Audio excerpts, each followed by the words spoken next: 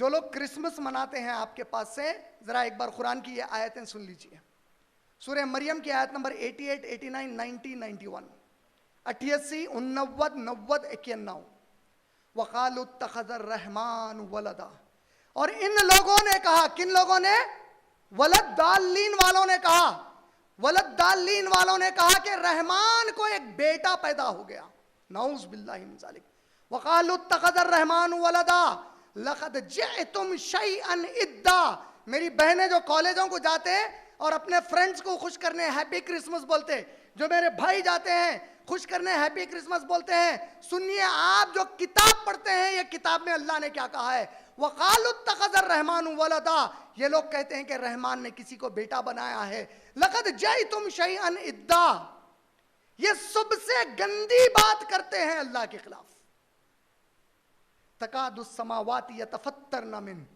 अगर इनकी ये बोली कि ईसा मेरे बेटे हैं, क्रिसमस का माना है कि ईसा अल्लाह के बेटे हैं, ये बोली की सेंस आसमान को दूंगा तो आसमान इन पर फट पड़ेगा।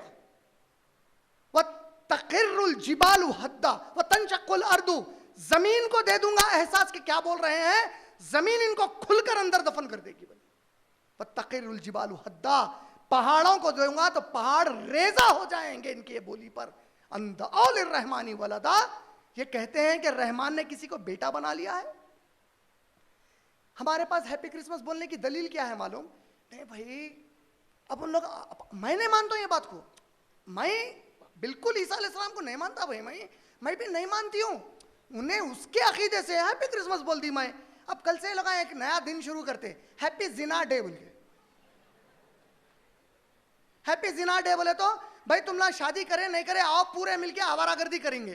तो अब नहीं भाई, वो लोग पूरे मिलके मना रहे थे, मैं नहीं कर रहा हूं जिना। हैप्पी जिना डे भाई, हैप्पी जिना डे भाई बोलते बोलते हैं।